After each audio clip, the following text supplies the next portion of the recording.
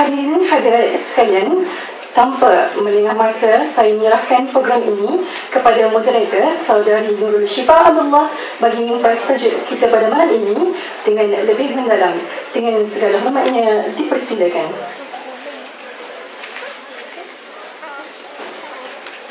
Terima kasih.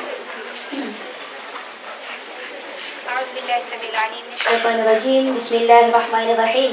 Alhamdulillahi Rabbil Alamin. Wassalatu wassalamu ala ashrafil anbiya wal mursalin wa ala alihi wa sahbihi ajma'in. Amma ba'd. Assalamualaikum warahmatullahi ta'ala wabarakatuh. Kali kedua. Assalamualaikum warahmatullahi ta'ala wabarakatuh. Baik, sedikit gemetar melihat kepada bilangan-bilangan yang teramat ramai, terutamanya daripada siswa. Alhamdulillah ada juga wakil daripada brothers dan juga sister. Alhamdulillah. Setinggi-tinggi kesyukuran kita ucapkan kepada Allah Subhanahu Wa Taala menghimpunkan kita pada hari ini, pada Yaumul Jumaah, penghulu segala hari, dihimpunkan kita pada majlis ilmu yang dianjurkan oleh Ma'ruf Kelab sebegini. Jadi pertama sekali mengalu-alukan dan meraihkan kehadiran jemputan panel kita malam ini, dan juga komiti-komiti Ma'ruf Kelab serta esko daripada Ma'ruf Kelab. Pertama sekali sama-sama kita beri tepukan gemuruh kepada Ma'ruf Kelab kerana berjaya menyuburkan dakwah-dakwah sebegini di bumi UIAN. Satu tepukan gemuruh untuk Ma'ruf Kelab. Okey, tahniah kepada Ma'ruf Kelab. Baik, tanpa melengahkan masa, saya perkenalkan panel kita pada malam ini. Walaupun dah glamour, tapi tak apalah, saya mengglamourkan lagi. Sebelah kiri saya yang dikasihi Ustazah Hafizah Musa, yang sekarang ni melonjak glamour lah orang kata kan. Tengok mana-mana televisyen pun ada muka Ustazah. Inilah depan kita sekarang ni. Dan saya rasakan ini adalah kemunculan kali pertama Ustazah di UIAM. Betul tak Ustazah? Kali pertama di UIA kemunculan. Okey, Ustazah sebagaimana kita tahu adalah antara panel Tanyalah Ustazah di 9 dan juga pensyarah di UTM serta mempunyai 8 orang anak. Alhamdulillah. Okey, baik, dan tidak dilupakan di sebelah kanan saya jejaka yang cukup handsome agaknya. Siapa tak kenal? Tawaduk lah pula. Dah menjadi YB sekarang ni, daripada panelis Da'i Pendakwah Milenial. Kalau siapa pernah tengok Anjuran TV3 yang dihostkan oleh Nurul Syuhada. Okay, ni antara panelis dia lah kiranya. Kami bawakan sekarang ni adalah pelajar undang-undang Law ICOL student, baru sahaja menjadi YB yang memenangi kerusi ICOL hari tu. Tahniah diucapkan kepada YB. Okay, baik. Biasalah sebab dia siswi ramai kan, dia mempengaruhi, dia jadi malu lah sikit. Okay. Masih lagi single ke? Single. Ramai ni boleh pilih lah. Okey, baik. InsyaAllah kita membincangkan tajuk pada malam ini adalah gown tuxedo. Betul ke tak? Saya pun tak tahu saya sebut macam mana. And the beauty of me. Bila kita dengar tajuk ni, apa yang kita rasa? Macam cantik je kita rasa kan? Macam comel je. Saya pun dengar pelik je sekarang ni kan. Jadi sekarang ni kita membawa tajuk ni adalah untuk kita relatekan pakaian kita dengan akhlak kita, kepribadian yang bagaimana yang terbaik yang perlu kita tonjolkan. Sekarang ni kalau kita lihat mahasiswa ke mahasiswi ke, memang kita duk kalut dengan fashion. Maksudnya pokok mana pun kena fashion. Zahiriah kita, luaran kita yang perlu kita ihtimam, kita ambil beratkan sangat. Tetapi yang terbaiknya, apakah yang terbaiknya? Adakah cukup sekadar kita, orang kata apa, cantik di luaran, dalaman tak cantik pun tak apalah. Sebab manusia yang akan menilai kita. Adakah sebegitu yang kita nak? Jadi sekarang ni, insyaAllah flow perbincangan kita malam ini, pertamanya kita akan bagi kepada Ustazah. Dan yang kedua, kepada nama famousnya kita panggil Cik Ja lah. Betul tak? Nama punya Faiza Amir kan? Okay. Nama famousnya kita panggil C for Cik Ja. Itu yang saya ingat lah. Okay. Nama pertama kita akan serahkan kepada Ustazah, kepada Cik Ja. Dan round kedua kepada Ustazah balik, kepada Cik Ja. Lepas tu baru kita buka kepada audiens untuk bertanyakan apa-apa soalan kepada panel kita malam ini. Okay, boleh? Okay. Soalan pertama kita berikan kepada Ustazah lah kiranya. Kalau kita melihat sekarang ni Ustazah, orang yang pakai tudung labuh, orang yang pakai tudung cukup lengkap, orang yang pakai kopiah, orang yang pakai jubah, kita akan menilai dia adalah sebagai orang yang perfect. Maksudnya dia ni orang yang baik lah, orang yang baik. Kalau pakai tudung yang singkat-singkat, yang pakai seluar pendek, yang pakai seluar jeans, kita nampak dia ni orang yang tak baik.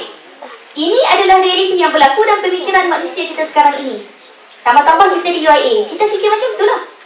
Jadi, adakah pemakaian tersebut mencerminkan kepribadian seseorang itu?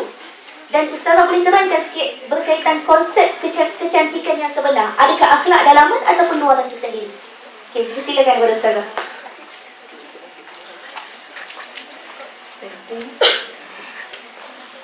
Assalamualaikum warahmatullahi wabarakatuh. Bismillahirrahmanirrahim. Alhamdulillahirabbil alamin wassalatu wassalamu ala rasulillahil amin wa ala alihi wa sahbihi ajma'in.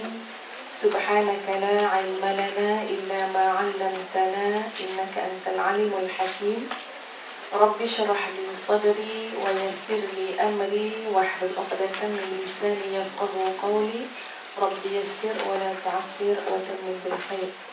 Terima kasih kepada penghormati majlis yang Ustazah hormati, panel Jajaka Idaman Malaya, iaitu Cik Haizal, siswi-siswi, siswa-siswi yang Ustazah iktibarkan macam anak-anak ataupun adik-adik lah, ya. Jadi alhamdulillah, syukur kehadrat Allah Azza wa Jalla. Belakang boleh dengar? Ustazah dah banyak sangat ceramah, tak ada cakap kuat-kuat. Ni kalau ada yang jaga bahagian technician kat belakang, kalau kuatkan volume pun boleh juga, ya. Jadi alhamdulillah, Ustazah bersyukur sangat kepada Allah Azza wa Jalla kerana pada malam ini dapat bersama-sama dengan adik-adik di Universiti Islam Antarabangsa. Okey. Jadi alhamdulillah, dan Ustazah nak jadikan malam ini sebagai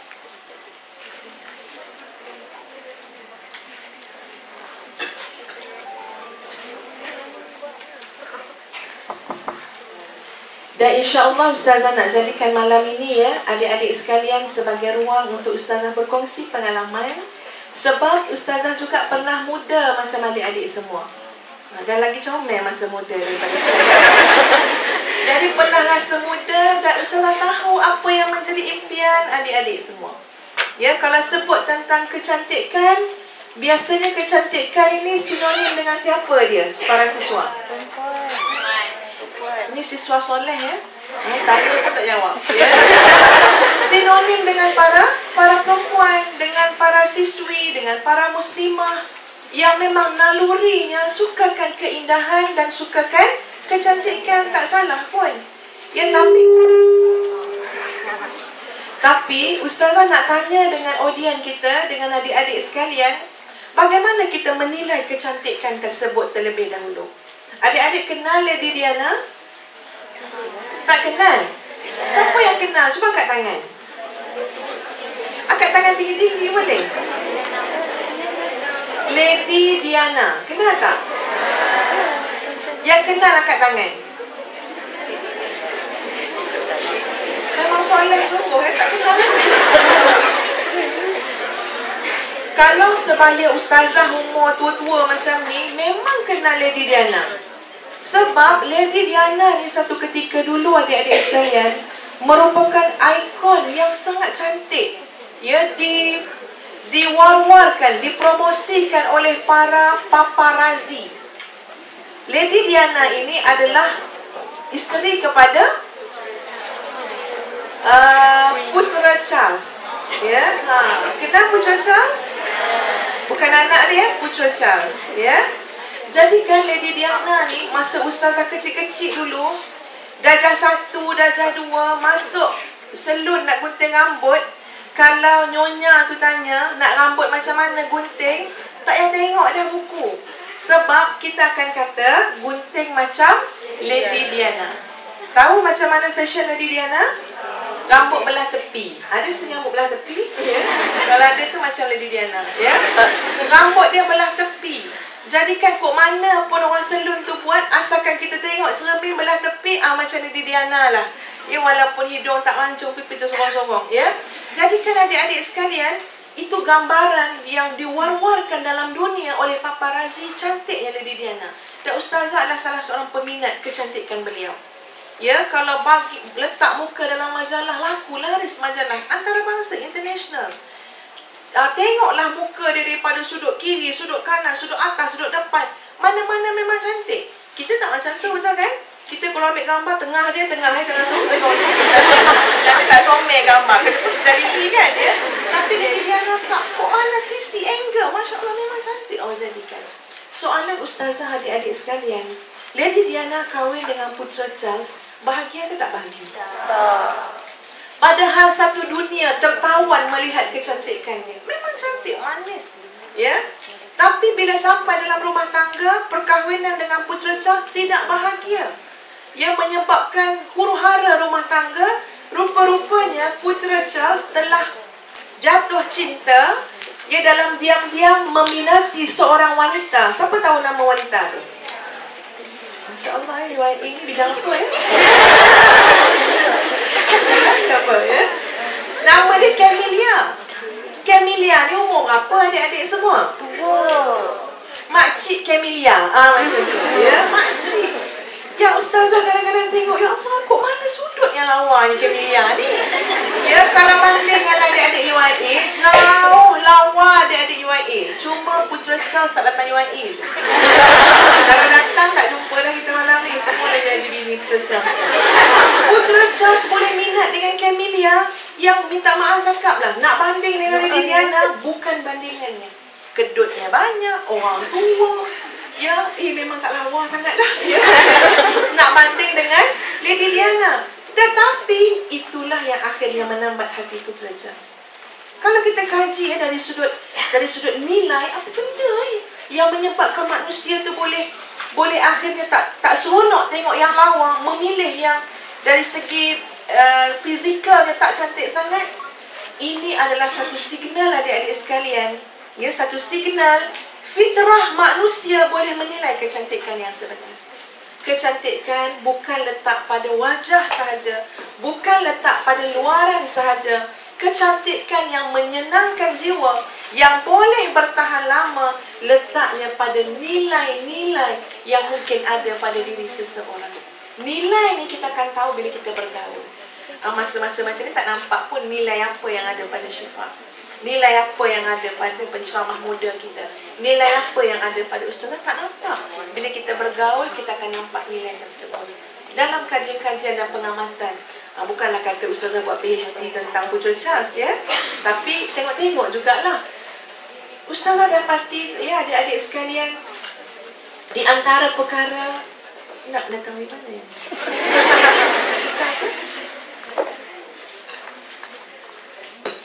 Testing.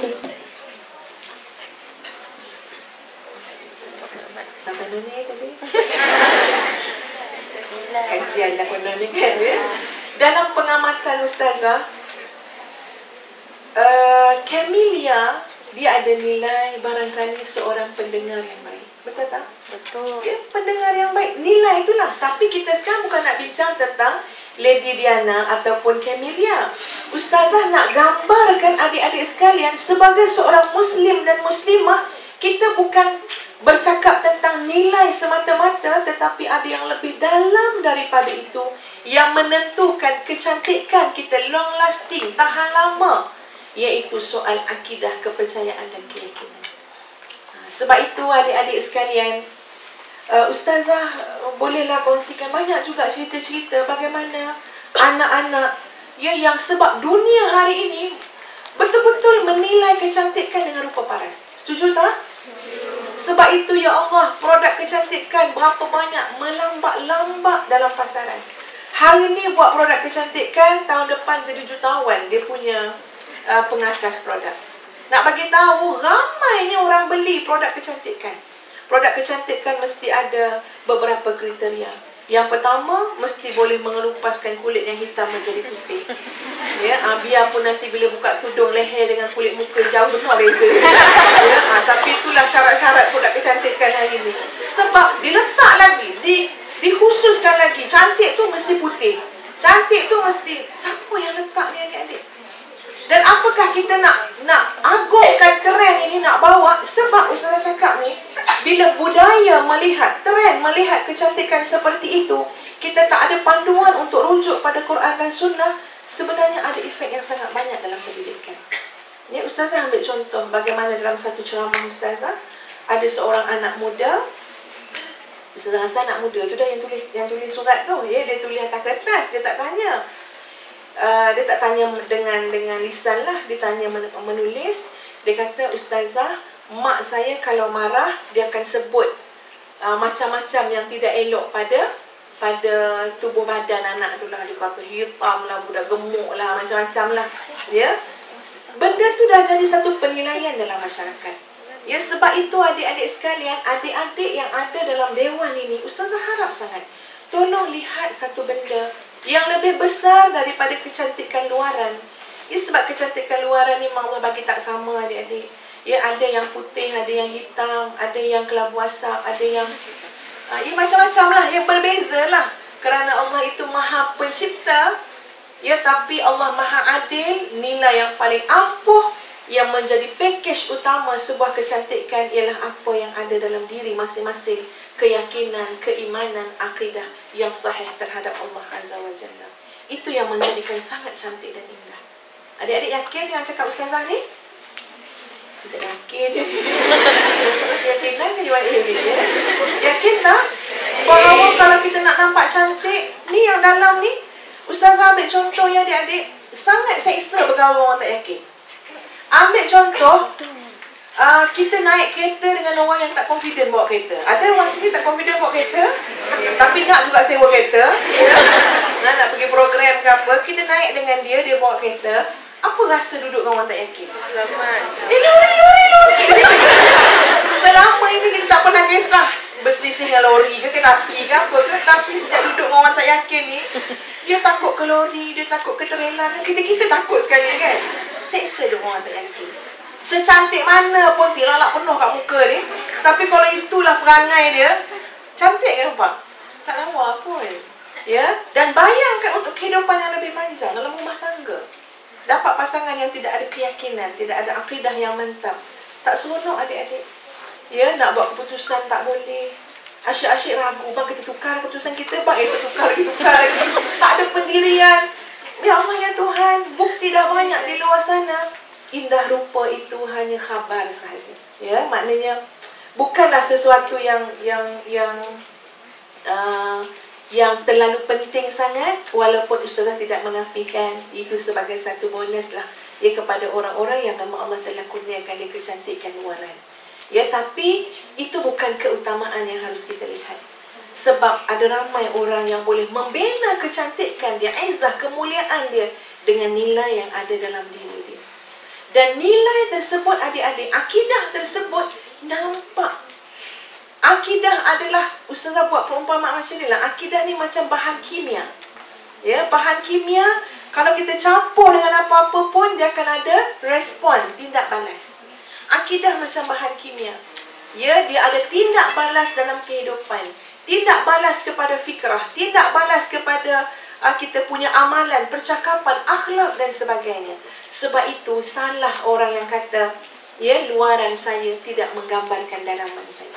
Ustazah ada di antara orang yang tidak bersetuju dengan fakta tersebut, kenyataan tersebut, yang kata, nampak je saya macam ni, nampak je saya brutal, tapi dalam hati ada taman, dia katakan, ya. Ustazah kurang setujulah, ya, dengan ayat-ayat yang seumpama itu. Boleh ditakwil lagi lah kenyataan-kenyataan seumpama itu. Sebab Ustazah berkeyakinan apa yang ada dalam hati kita lah yang sebenarnya membentuk luaran kita. Nak pakai apa? Datang daripada hati adik-adik. Dia daripada hati nak pakai apa. Sebab itu ada orang, kita selalu dengar ayat yang orang kata, tak terpakai lah pakaian macam ni. Betul tak? Tak terpakai. Maknanya kadang-kadang dalam rumah pun tak terpakai. Ustazah tengok ada jiran-jiran yang pakai seluar pendek, perempuan padahal. Ya, apa kita kata? Ya Allah, kita kok dalam rumah pun tak terpakai. Percayalah, soal pemakaian kita datang daripada hati. Ustazah nak kongsi dengan adik-adik sekalian. dalam kehidupan ustazah sendiri, bagaimana berlakunya satu hijrah yang agak besar lah ya dalam kehidupan ustazah, iaitu pada usia ustazah 18 tahun. Sebelum usia 18 tahun, ustazah menikmati enjoynya jadi seorang anak remaja. Ya, bersekolah dekat sebuah sekolah asrama penuh.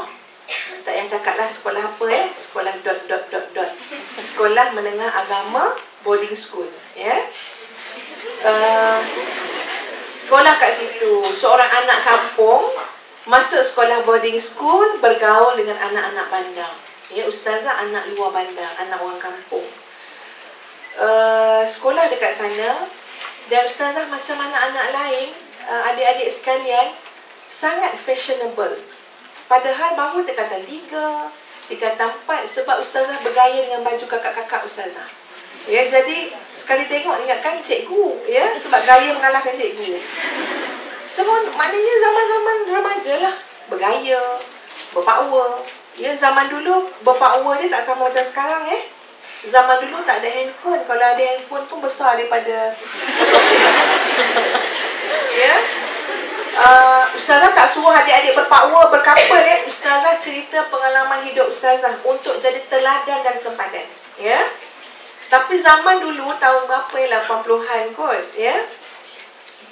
Memang mengumpul power ni jadi hobi ustazah jugalah.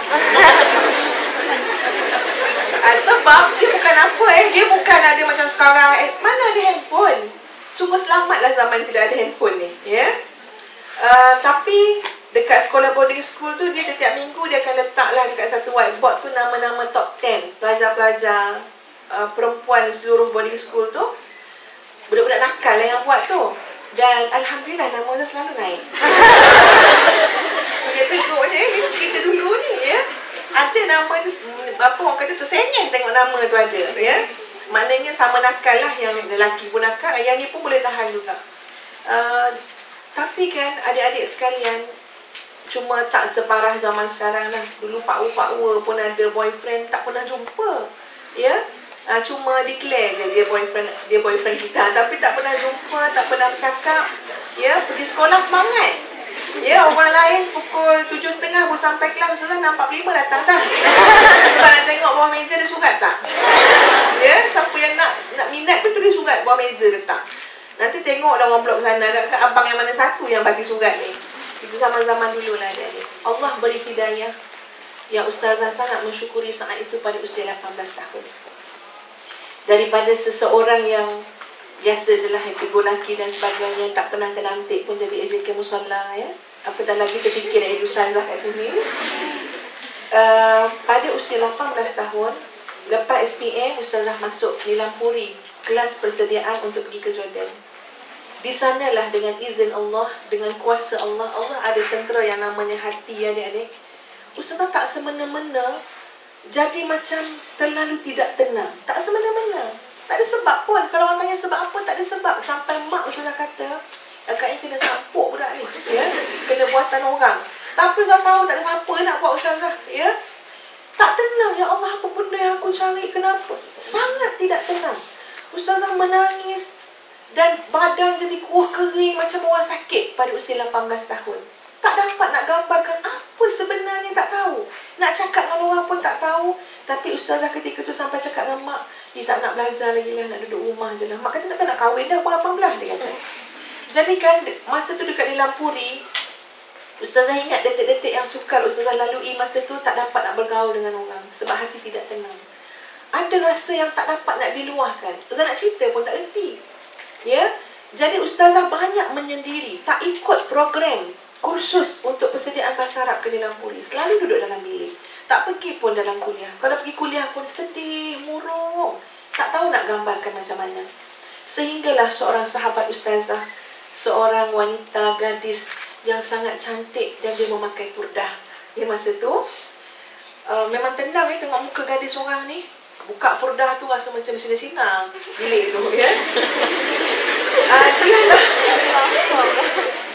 Dialah yang Allah datangkan dalam hidup ustazah. Gosok belakang ustazah, cakap dengan ustazah, qiyamul lail lah, kami pun tak tahu apa masalah. Kak Cik, dia panggil dulu panggil Kak Cik, tak tahu apa masalah Kak Cik. Mohonlah dengan Allah Maknanya itu pengalaman ustazah dulu enjoy sangat masa remaja. Usia 18 tahun berjinak-jinak dengan qiyamul lail sebab ustazah rasa ada sesuatu yang tidak kena. Dengan semua power, dia power bila kata 4 kata 5 tak main dah budak-budak ya, Ustaz Faizal. Power ustaz-ustaz, sebab lagu besar je. Pengarah pendidikan daerah ke apa kan ya. Tak main dah. Budak-budak ni, ustaz-ustaz, ustaz tahfiz bawa balik dalam Quran lah ya. Jadi kan bila umur 18 tahun dah tak tenang, langsung dia tak urus lagi dah siapa-siapa tu letak lah dia. Tak ada balas surat. Ya Allah, ada penyakit dalam hati aku yang aku tak dapat nak luahkan ya Allah. Tak dapat nak luah. Ya. Jadi ustazah pun berjinak-jinaklah dengan solat malam, mohon ya Allah, kenapa aku ya Allah, bagi aku ketenangan, bagi aku petunjuk, bagi aku rasa segar, seronok untuk menghadapi masa depan ya Allah. Dan pada satu pagi yang syahdu, ya, pada waktu duha, di saat kawan-kawan semua berhimpun dalam dewan ketika itu, ustazah tak pergi pun perhimpunan tu, duduk saja dalam asrama. Asrama tu dia ada banyak almari dan ada cermin yang besar-besar ya. Ustazah pun ambillah telekom solat duha. Ketika itu hujan turun ya. Ini bukan pengaruh cerita Tamil ke Hindustan ya. Ini cerita betul. Memang hujan turun masa tu waktu duha. Ustazah solat, mohon lagi Tuhan, aku ni kenapa ya Allah? Sakit ke aku ni ya Allah? Mohon dengan Allah. Bayangkan adik-adik sekalian, tiba-tiba lepas sembahyang duha, lepas munajat tu, hati ustazah teringat dengan sebungkus ke ya, pakaian yang kakak ustazah ketika itu tahfiz Quran dekat Jakim Darul Quran hadiahkan kepada ustazah. Pakaian tu ialah ustazah simpan dalam stor lagi tu. Sebab jubah warna hijau, tudung labuh warna coklat. Ya? Simpan dalam stor, tengok kakak hadiah. Jubah labuh warna hijau, tudung labuh warna coklat. Tapi Allah ingatkan ustazah dengan pakaian yang dah dekat berapa bulan dalam stor. Ingatkan pergi ambil baju tu. Ustazah pergi geledah stor, keluarkan jubah warna hijau, tudung warna coklat, memang tak match langsung ya. Keluarkan, tergerak hati untuk pakai. Kan sebelum tu kan fashionable ya. Pakai, bila pakai, sebab cermin banyak sangat dalam bilik tu ya, nak tak nak memang nampak muka kat cermin. Tengok dekat cermin, tiba-tiba Nur Hafizah Musa yang fashionable, pakai tudung lampu warna coklat sampai tak nampak jari ya. Lepas tu pakai pula jubah, tudung warna apa tadi? Coklat lah, jubah warna hijau. Subhanallah, melihat keadaan pakaian dan wajah ustazah kat cermin masa tu, tiba-tiba ustazah terasa seolah-olah hatinya berkata, inilah Nur Hafizah Musa yang Allah ingin jadikan untuk masa-masa yang akan datang. Dan masa tu adik-adik, memang keajaiban lah yang Allah bagi rasa dalam hati. Seolah macam dicabut segala keluh kesah, kemurungan, susah hati yang tak dapat nak digambarkan, Allah cabut saat ustazah melihatnya dengan bantuan banyak dia punya backup dia, hujan yang turun, ya Allah ya Tuhan, lapangnya hati, menitik-nitik air mata. Ya Allah, Engkau nak jadikan aku wanita solehah ya Allah.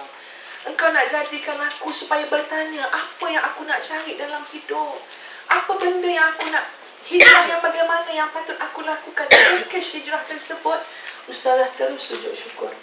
Kawan-kawan balik terkejut tengok ustazah tunggu mereka dengan jubah lampu, dengan tudung lampu ya. Dan ustazah nekat ketika itu, ya Allah, kalau sudah Engkau memberikan aku ketenangan dengan imej ini, aku takkan berpatah balik.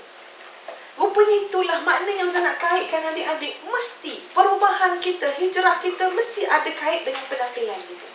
Kita tak boleh kata dah hijrah dan hati bertakwa, kita katakan ya. Tapi luar nampak semacam ini kan, dia takkan jadi macam tu. Ustazah dah melaluinya, memang package adik-adik. Dan bila kita rasa dengan pakaian tersebut ya, ini cerita ustazah lah, ustazah nanti ustazah akan ulas lah apa maksud-maksud sempadan terdadan dia ya. Pakaian tersebut, tiba-tiba dengan pakaian itu Allah tunjukkan pakaian ini kehormatan. Pakaian ini banyak kesan-kesan psikologi kepada ketenangan hati kamu. Pakaian ini sebahagian daripada kehidupan kamu. Apatah lagi seorang muslimah disusun atur segala tata cara berpakaian, imej dan sebagainya. Rujuk surah An-Nur, antara surah yang dimestikan wanita-wanita untuk belajar surah tersebut. Sebab itu adik-adik sekalian, kalau kita nak berhijrah, kan sepenamaan hijrah. Kalau kita nak betul-betul sebuah kehidupan yang benar-benar jelas, akidah ni benar jelas. Kita nak capai apa, nak cari apa, nak ke mana, nak bawa apa. Benda yang jelas ni benda akidah. Ya, kalau kita nak kejelasan tersebut, dia akan efek semua sekali, termasuklah pada image dan personality kita. Ya, sebab itu pada ustazah, kita serius nak menjadi orang yang baik, orang solehah, tidak boleh tidak penampilan image kita juga akan ikut sama, kena kita uruskan dengan sebaik-baiknya. Ya, okey. Boleh cakap lagi kan, kena berhenti. Ya. Tak apalah ya, Ustaz Cik Faizal dah lama dah dulu ya. Takut dia merajuk pula kan ya. Jadi Ustazah berhenti dulu setakat ini. InsyaAllah kita bertemu lagi. Terima kasih kepada Ustazah. Begitulah nilai keibuan yang kita tengok. Bila ibu, bagaimana dia memberi. Kita terasa sayang, masuk je ke hati. Kalau siswa-siswi pun sama je. Brother ke sister ke, dia rasa sama. Itu nilai keibuan yang ada pada seorang ibu yang memberi kepada anak-anaknya. Moga-moga nilai tersebut bukan hanya kita dengar dan masuk di hati, tetapi bila keluar daripada dewan ni, hilang entah ke mana. Okay. Dan insyaAllah kita melihat pula kepada bagaimana nilai ucapan dan juga cara penyampaian daripada nilai kebapaan pula. Okay. Tadi nilai keibuan, ni kita tengok bagaimana nilai kebapaan pula. Okay, baik. Sekarang ni kita melihat, kita fokuskan kepada akhlak kita, dalaman kita, kepribadian kita. Tetapi tidak bermaksud kita mengabaikan nilai kecantikan pada zahiriah kita. Betul? Maksudnya tak semestinya, kalau orang yang baik kena pakai jubah, kena pakai sebegitu sahaja. Tak, kita kena menjaga penampilan-penampilan zahiriah kita. Jadi, untuk si bapa, bakal lah kiranya. Bagaimana kita melihat nilai kecantikan pada zahiriah tersebut. Dan kita perlu ingat bahawa Islam juga menggariskan nilai-nilai dan juga batasan. Sabar. 3, boleh tukar-tukar. Okay. Dan Islam juga meletakkan batasan-batasan pada berhias itu sendiri. Okay. Jadi bagaimana pandangan Da'i Cik Faizal lah, dipersilakan.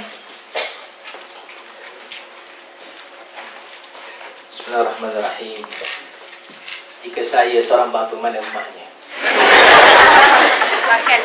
Tapi anda bukan mak saya. Bismillahirrahmanirrahim. Assalamualaikum warahmatullahi wabarakatuh. Alhamdulillahirabbil alamin wassalatu wassalamu ala asyrafil anbiya wal mursalin wa ala alihi wa sahbihi wa man tabi'ahum bi ihsan ila yaumiddin. Subhanaka la ilma lana illa ma 'allamtana innaka antal alimul hakim. Bagus. Rabbi syrah li sadri wa yassir li amri wa hlul 'uqdatam min lisani yafqahu qawli. Sahabat-sahabat yang saya hormati, yang saya kasihi, yang pertamanya kita merafakkan kesyukuran pada Allah Subhanahu wa taala. Kerana kedatangan kita pada hari ini di sini bukan kerana kemahuan kita, tetapi oleh kerana ketukan hati oleh Allah Subhanahu wa taala, mengetuk hati anda semua memilih, ya Allah, malam ini ada apa? Rasa macam nak pergi tengok Cik Ija je. Diketukkan hati anda oleh Allah Subhanahu wa taala untuk datang ke sini, maka anda orang yang bertuah. Subhanallah. Yang kedua, selawat dan salam pada Nabi Muhammad sallallahu alaihi wasallam. Brothers yang seramai 12 orang, 19 orang. Salah saya difahamkan brothers ni wakil pimpinan pelajar. Jadi lepas pada dia terima apa yang kita cakap, dia akan buat usrah. Gitu. Macam tipu je. Sahabat-sahabat sika. Nampak sika tu. Nampak dia punya mengapu. Okay. Di belakang tu yang nak masuk ke hadapan, sila berikan laluan. Brothers yang nak masuk. Jika saya menyebut kepada anda, binatang apakah yang akan makan rumput? Jangan bagi tahu jawapan. Maka di hadapan, di fikiran anda akan mengatakan yang pertama sekali lembu. Salah. Kerbau dan sebagainya yang bakar rumput, Syekh. Rumput paprik. Dan jika saya tanya kepada anda, apakah hiasan sebenarnya? Apa yang anda gambarkan? Barang kemas, ranta, habitual. Oh, itu you ada. Disebut je, you tak ada. Ini tak ada kan? Maknanya bila kita sebut pasal hiasan, benda yang akan memberikan kecantikan. Subhanallah. Anak baru start ni. Punya momentum dah tinggi dah. Ya Allah, poyo. Subhanallah, sahabat-sahabat sekalian. Anak ni baru saja student. Yang mana kita berkongsi daripada sahabat kepada sahabat. Anak yakin dia percaya ada juga wakil daripada Aikal betul? Raise your hand from Aikal. Ya, anda nampak, anda nampak. Bila kita sebut pasal hiasan, Zahiriyah. Dan pada malam ini yang dihadirinya majoritinya daripada kaum wanita, kaum Hawa. Dan disebut hiasan adalah barang kemas dan sebagainya, benda yang mencantikkan. Salahkah kita nak cantik? Salahkah kita nak handsome? Tak salah. Saya tanya soalan, saya yang jawab. Tak salah. Tetapi sekiranya berlebihan tabarruj, benda itu yang salah. Allah Subhanahu wa taala menyebut dalam Quran, dalam surah Al-A'raf ayat ke-26. Ya bani Adam qad anzalna 'alaikum libasan yuwari sawatikum warisha. Wahai anak-anak sekalian, wahai anak-anak Adam, dikatakan oleh Allah Subhanahu, firman Allah, bukan firman kehilangan, firman Allah. Allah menyatakan bahawa Allah telah menurunkan pakaian untuk anda semua. Dan sebalik pada pakaian itu adalah yang akan menghiaskan anda. Kita beli baju RM200, baju kemeja, you know, RM200, baju kurung berapa ratus. Semata-mata kita nak berhias. Tapi dinyatakan oleh Allah Subhanahu wa taala ayat yang seterusnya, walibasut taqwa khairun lakum. Contoh gaya dia. Betul kan? Walibasut taqwa zalika khair. Walibasut taqwa zalika khair. Dan pakaian yang paling penting adalah pakaian takwa. Adakah kita mengejar kehiasan dunia sampai kita mengatakan dalaman kita tidak penting? Ini bukan ceramah politik. Adakah kita mengatakan dalaman tak payah, kita nampak cantik, nampak ya Allah, orang tengok kita, bibi. Gitu you. Nampak? Adakah kerana kita mengejar perhiasan dunia, beli barang kemas sebagainya, dan kita mengatakan perhiasan dalaman kita sesuatu yang tidak penting, maka anda silap. Sepatutnya hiasan dalaman yang luar adalah seimbang. Zalika min ayatillahi la'allahum yadhakkarun. Dan peringatan Allah ini untuk anda beringat. Ingat seumur apa yang Allah SWT sebutkan. Kadang-kadang kita ni bila kita dikatakan Quran, berapa kali kita baca satu hari? Tak pernah. Beli Quran, letak dalam bilik, rabuk 2 tahun letak macam tu. Sebab itulah bila disebut ayat Quran kepada kita, tidak tergoncang hati kita. Subhanallah, garaknya hati anak. Ayat yang dikatakan dalam Al-A'raf ayat yang ke-26 ini adalah satu general statement. Dan bila kita belajar law, kalau ada general statement, general provision, there will be an exception. Maknanya akan ada sesuatu peringatan selepas pada itu. Banyak peringatan dalam Quran, sebagai contoh dalam surah An-Nur ayat 31. Bagaimana menjelaskan kepada kita tata tertib pemakaian seorang wanita. Oh, gitu. Tata tertib pemakaian seorang wanita itu penting. Ada bila anak ceramah, Ustaz, anak ceramah macam ni, sebab tu amat tertarik kau memang debung. Gitu. Ada Allah, sangkut. Maknanya dalam surah An-Nur ayat 31 menjelaskan kepada kita bagaimana seorang wanita perlu berpakaian. Tak perlu anak baca di sini, semua budak ayat daripada budak Darul Quran. Betul? Cuba baca sikit. Subhanallahul azim. Itu you. Saya nak baca sikit.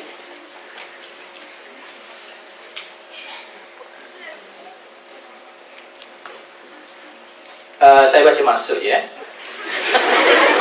Sebab saya takut berat masa. Cuma tak kata, saudara ibu. Okey. Okey, dengan molek ni. Okay, I will recite the meaning of ayat Quran, surah An-Nur, verse 31. Dan katakanlah kepada perempuan, dengar dengan hati yang terbuka. Biar apa yang Allah kata kepada kita masuk dalam hati kita, bukan masuk dalam telinga kanan, keluar telinga kiri.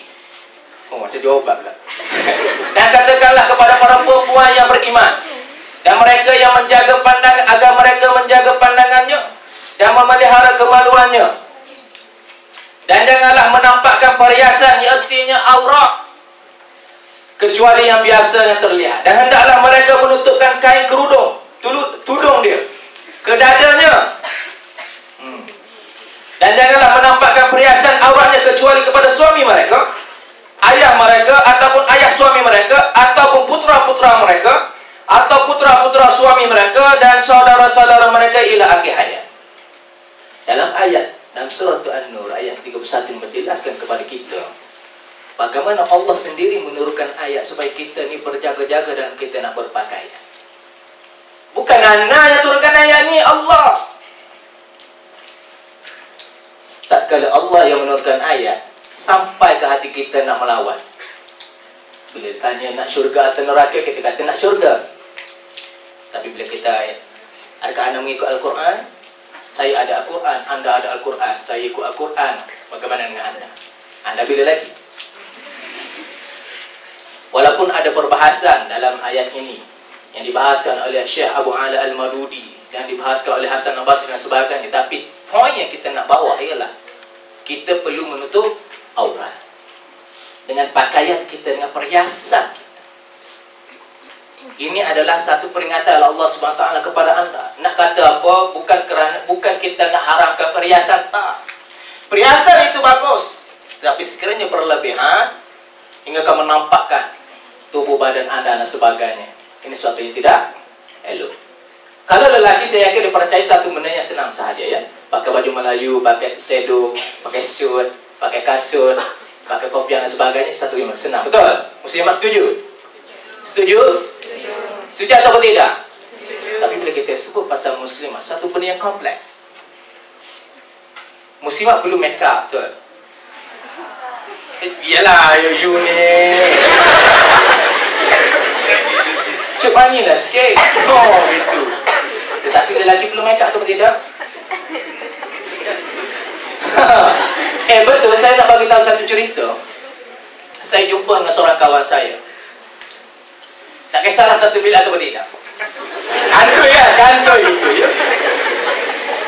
Satu pagi bila saya nak ke kelas, saya terkejut melihat dia pakai maskara. What the hell? Nampak? Tapi tak, itu lelaki yang mungkin ada something wrong ke. Anda ada tarbiyah dia. Oh gitu. Tapi muslimat, bagaimana cara pakaian? Kalau kita nak cerita malam ini cara pakaian yang digariskan oleh Islam, tak sudah. Kita ambil satu saja. Bagaimana dengan pemakaian haruman, minyak wangi?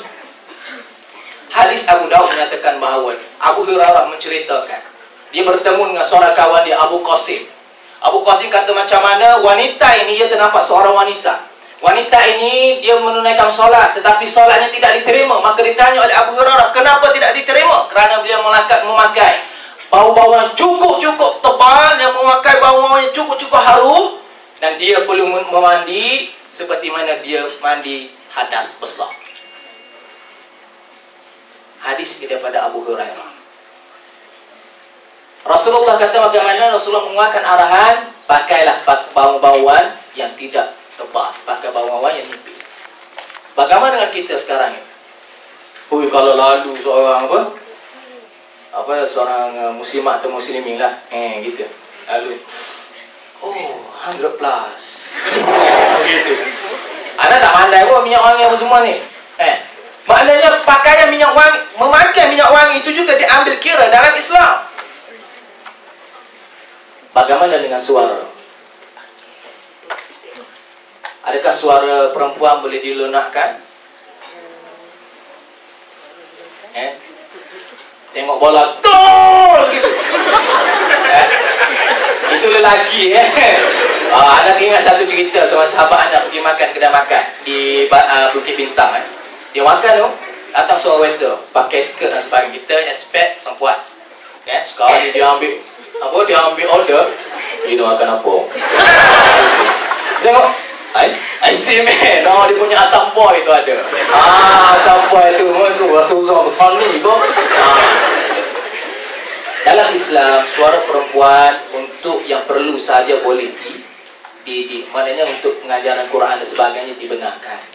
Tetapi untuk berlebihan menyanyi AF dan sebagainya, benda itu dilarang. Bagaimana dengan pemakaian? Pemakaian kita bagaimana? Disuruh kita berhias dengan pakaian. Pakaian yang apa orang kata ketat-ketat dan sendak-sendak. Maaf saya sebut, tapi saya kena sebut. Bagaimana? Saya bagi satu analogi yang mudah. Kalau lelaki pakai sendak, gitu. Ini kalau perempuan pakai sendak, mana lebih psycho? Kalau anak kata, orang lelaki pakai sendak dan kata, oh my god, wow, anak asal tirang. Tapi kalau anak kata, yang lebih psycho adalah perempuan. Sebab itu perempuan diiktimamkan, diambil berat dalam Al-Quran.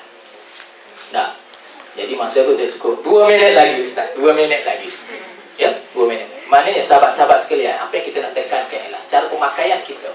Untuk kita berhias tidak ada masalah. Tapi bila kita melangkaui, bila kita melanggar, bila kita over dengan apa yang kita nak buat, dengan apa yang ada hiasan dalam diri kita, maka itu yang menjadi benda yang salah, benda yang tak elok. Hinggakan orang melihat kita, ya Allah, bila dah boleh kahwin dengan dia ni, gini. Orang kahwin dengan kita bukan sebab kerana keimanan yang ada pada diri kita, tetapi dengan kecantikan, yang mana kecantikan ini tidak boleh dia bawa sampai ke kubur. Boleh? Yang baik itu datang daripada Allah, serah pada mereka. Okay, terima kasih kepada saudara si bapa sebab dia panggil saya si ibu. Okay. Betapa cantiknya Islam meletakkan garisan-garisan dalam berhias. Tidak terlebih, tidak bertabarruj semua. Cantik diletakkan segala Islam daripada sekecil-kecil perkara sehingga sebesar-besar perkara. Cantiknya Islam. Jadi sekarang ni Ustazah, kalau kita tengok sekarang ni dalam konteks dunia sekarang, kita pergi kecilkan skop sikit pergaulan antara sister dengan brother, lelaki dengan perempuan. Sekarang ni kita hanya lebih mengihtimamkan kepada perkara-perkara yang jangan cakap lenggak-lenggok sangat, jangan cakap ngada-ngada, gedik-gedik sangat. Tetapi kita kurang melihat kepada pakaian dalam kita berinteraksi tersebut. Sehingga kita hanya memfokuskan kepada percakapan semata-mata. Jadi bagaimana Ustazah melihat daripada konteks anak muda sekarang ni, kami siswa-siswi, sister brother sekarang ni, dalam bergaul ni yang dikaitkan dengan pemakaian yang dipakai oleh kita sendiri. Jadi silakan Ustazah. Bismillah, alhamdulillah, wassalatu wassalam ala rasulillah wa ala alihi wa sahbihi wa mawalah. Terima kasih saudari Syifa, Ustaz, tuan-tuan dan puan-puan, adik-adik semua yang Ustazah kasihi. Bila sebut tentang pergaulan antara lelaki dan perempuan, dia ada banyak sangat perkara dan isu bila sebut tentang pergaulan lelaki dan perempuan. Tapi Ustazah nak adik-adik melihat satu perkara yang disebut sebagai aifatun nafsi. Aifatun nafsi ni apa dia? Kehormatan diri. Ya. Apatah lagi seorang wanita lebih-lebih lagi kena jaga kehormatan diri. Bayangkan adik-adik sekalian, Rasulullah sallallahu alaihi wasallam sendiri yang merupakan seorang rasul, seorang lelaki. Nabi ada doa khusus nak minta daripada Allah agar diberikan kemampuan untuk menjaga kehormatan diri. Ini soalan Ustazah pada adik-adik. Ada dalam doa adik-adik wanita, adik-adik yang lelaki ni, ya, brother and sister ni, ada ke dalam doa kita, kita mohon kepada Allah kemampuan untuk menjaga kehormatan diri? Ini soalan Ustazah ni tak dia jawab ke? Ya, doa ke tak doa? Allahumma inna nas'alukal afaf. Ya Allah, kami mohon kemampuan untuk menjaga kehormatan diri. Nabi minta. Tengok-tengok kita umat ni tak minta. Sebab penting isu kehormatan diri. Ya, semakin kita jaga nilai kehormatan diri, kita semakin istimewa adik-adik sekalian. Semakin istimewa. Kita tengok macam mana dalam cerita di antara Nabi Musa alaihissalam dengan anak-anda, gadis-gadis kepada Syuaib alaihissalam. Betul kan? Ya, ketika mana anak-anda Nabi Syuaib tu berjalan di hadapan Nabi Musa. Ni wanita ni, nak dara ni, jalan depan Nabi Musa, nak tunjuk rumah dia kat mana, nak bawa Nabi Musa ikut sekali. Berjalan dekat depan. Apa yang dikatakan, yang ditafsirkan, yang dijelaskan oleh para ulama. Kemudiannya Nabi Musa tegur, Nabi Musa kata, boleh tak kamu jalan kat belakang? Kita dekat kampus macam mana? Ada kita perkirakan siapa duduk depan, siapa duduk belakang? Ada? Tak kisah kan? Maka kita tahu belakang ada siswa lagi, kita lenggok kanan, lenggok kiri, lenggang ke sana kan? Ya? Itu memang teruk lah kalau macam itu. Yang itu Nabi Musa kata, kamu duduk belakang, biar aku duduk depan. Katanya anak Nabi Syuaib, habis tu macam mana kami nak menunjukkan jalan? Macam mana nak tunjuk jalan adik-adik? Ya? Baring kayu. Kepala Nabi Musa. Ambillah batu-batu kecil tu. Kalau kona kanan, kita balinglah ke kanan. Kalau masuk selekor kiri, baling ke kiri. Sebagai petunjuk, maknanya wahai lelaki, ke kanan kita, wahai lelaki, ke kiri kita. Bukan suruh bercakap, suruh ambil batu. Sebab apa? Sebab nak jaga seorang laki-laki yang bertanggungjawab juga ialah laki-laki yang membantu wanita untuk menjaga kehormatan diri mereka. Bukan tukang skodeng, ya, bukan tukang maknanya hantar pula gambar-gambar dalam Facebook dan sebagainya. Tak, tolong jaga kehormatan diri wanita yang tak pandai jaga kehormatan diri. Dalam isu Nabi Musa tadi, jangan duduk depan, tak payah cakap. Sebab faham-fahamlah suara anak remaja ni tak sama macam suara orang tua macam ustazah ni. Ya, suara anak remaja macam mana? Ustaz Cik Faizal boleh tolong lakonkan? Bagaimana? Ya, suara remaja ni, anak dara ni, dia kata kanan pun tak berapa terdengar, betul tak? Kanan. Dia kata kanan. Kalau orang tengah ni kanan pula, ya. Kita pun kanan kiri. Maknanya suara tu kadang-kadang mengundang. Masya Allah dalam jiwa seorang lelaki. Nabi Musa nak jaga, tak payah cakap bagi batu je lah baling. Ya, jangan baling tak kepala cukup kan ya. Baling kiri, baling kanan tak apalah.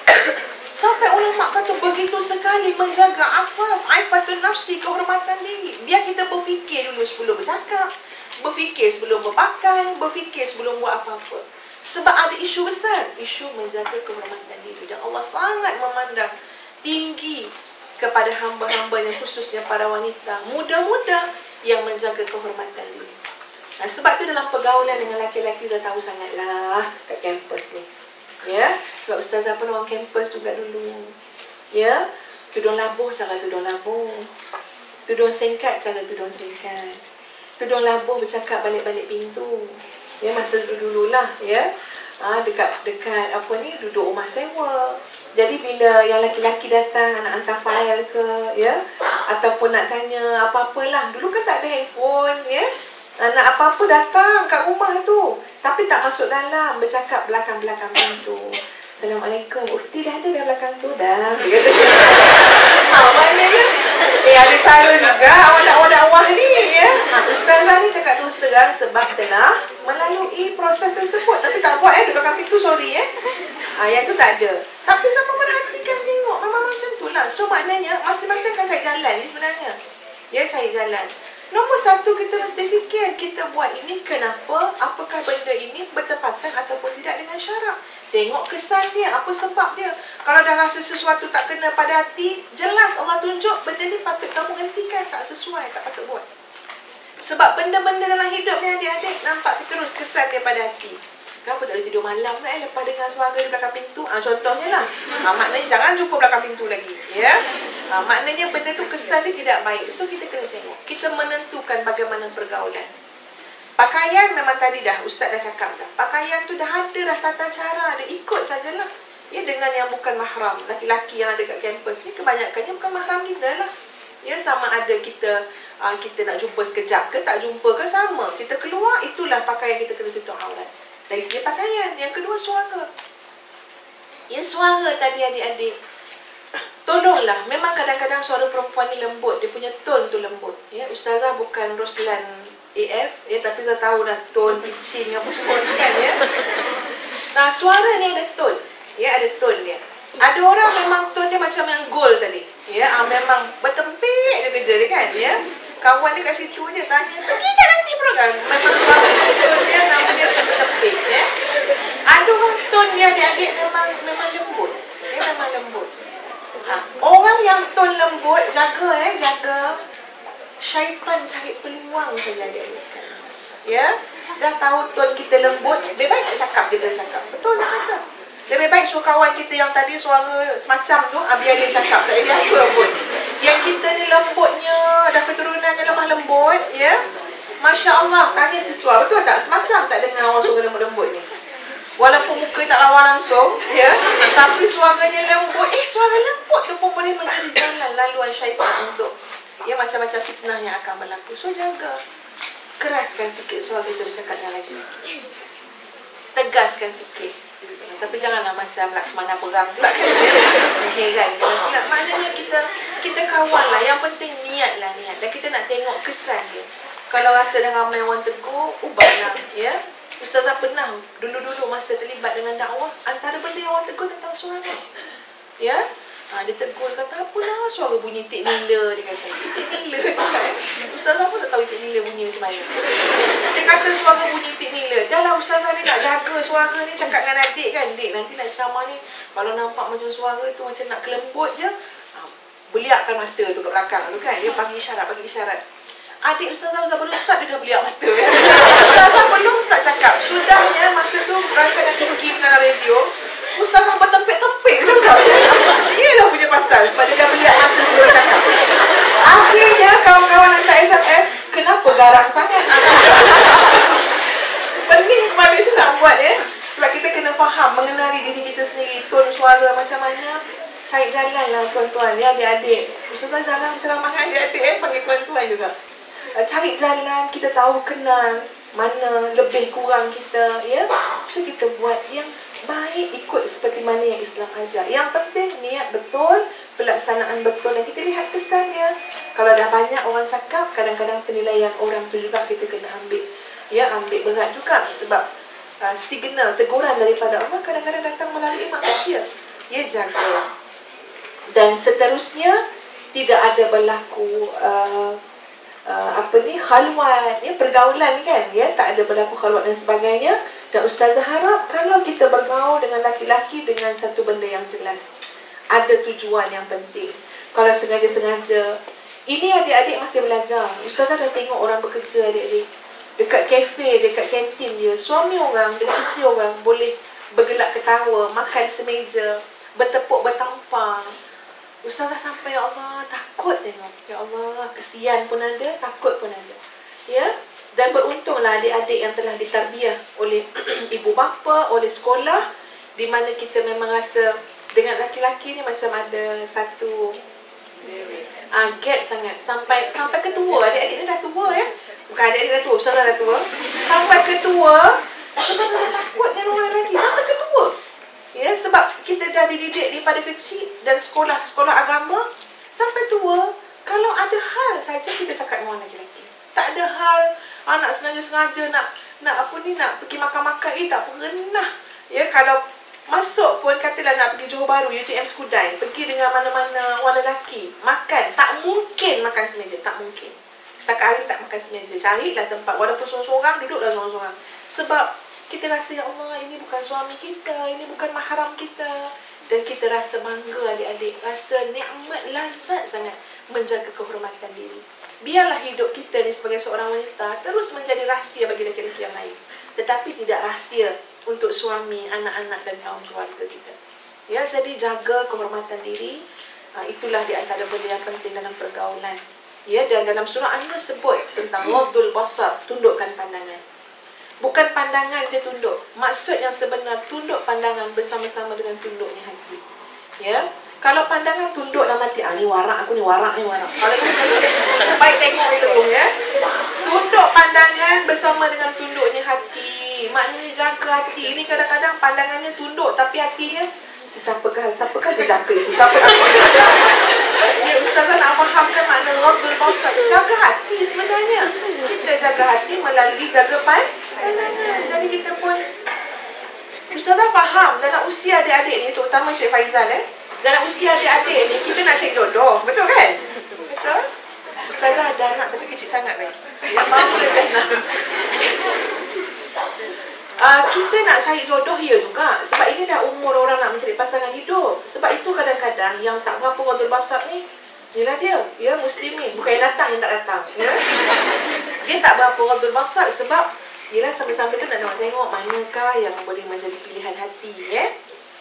Tapi kan adik-adik sekalian, dalam bab memilih jodoh ni pula, Ustazah memiliki kepercayaan sendiri, keyakinan yang Ustazah pegang sangat bahawa jodoh ini yang terbaik mohonlah dengan Allah Azza wa Jalla. Ustazah percaya sangat dengan Allah bagi kita jodoh yang soleh. Mohon dengan Allah daripada sekarang. Rabbi habli minas salihin. Daripada sekarang. Rabbi habli minas salihin. Ya Allah, kurniakanlah aku keturunan yang soleh-soleh. Nak keturunan soleh, mak dia pun soleh. Nak keturunan soleh, pasti dapat suami yang soleh. Sebab kita minta seluruh keturunan kita, ada lagi darah daging kita ni, walaupun 7 keturunan, soleh belaka ya Allah. Kita mohon dengan Allah. Jumpa insya-Allah. Tak jumpa kat dunia pun kat akhirat. Jumpa, Allah akan jawab kita punya permintaan. Sebab itu pada Ustazah melalui adik-adik kan cerita dah zaman Pak Umar kan sampai umur 18 tahun je.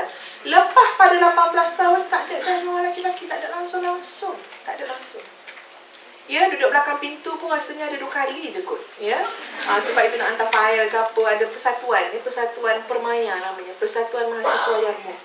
Yang lain-lain tak ada. Mesyuarat ada tabir lah, apa. Tak buat tabir masa tu, Ada tabir, Memang tak ada langsung kita punya pergaulan bebas, tak ada langsung lah. Ataupun kita punya engagement dengan laki-laki tu tak ada. Terlalu sedikit. Kalaupun saya melihat ada kawan-kawan yang masa tu dah seronok-seronok ada telefon satu dalam rumah, telefon ke apa, mungkin dia tak pernah rasa macam mana Ustazah rasa. Pada Ustazah cukup lah. Cukup. Aku dah tahu dah macam mana.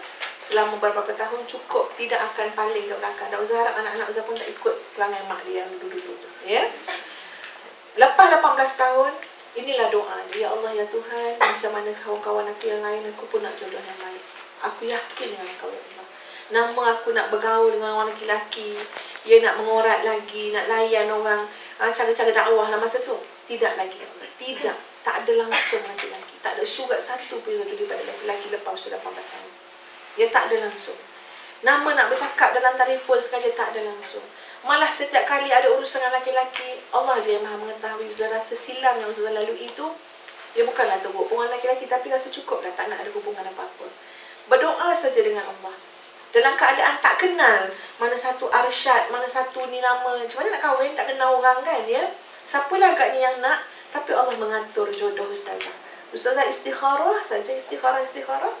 Yakin, percaya, betul agak ini memang jodoh. Hati tu kuat mengatakan dia jodohnya. Terima sajalah dan Allah permudahkan segala jalan. Walaupun mula-mula bila datang orang seorang ni kita rasa macam alamak tak handsome, tak nak istikharah lah kita katakan. Ada juga tengok. Bila semayang kata, kenapalah aku ni tak jujur lah dengan Allah. Kata nak minta Allah carikan, kata nak percaya dengan Allah, tapi banyak juga campur tangan taste kita kan, jadi Ustazah istikharah juga, tak kira lah siapa pun istikharah. Sampailah datang seorang jejaka yang sungguh macho sekali, datang seorang jejaka tu yang Ustazah memang berat hati tak nak yang ni, dalam orang jauh apa semua, tapi kita jujurlah dengan Tuhan, kita istikharah, dan akhirnya Allah meletakkan dalam hati tu keyakinan yang tak dapat digugat-gugat. Ustazah katakan inilah jodoh yang Allah pilih untuk Ustazah. Dan Alhamdulillah, yang pilihan Allah itu semakin kita lalui kehidupan, semakin terserlah bahawa inilah pilihan istimewa daripada Allah.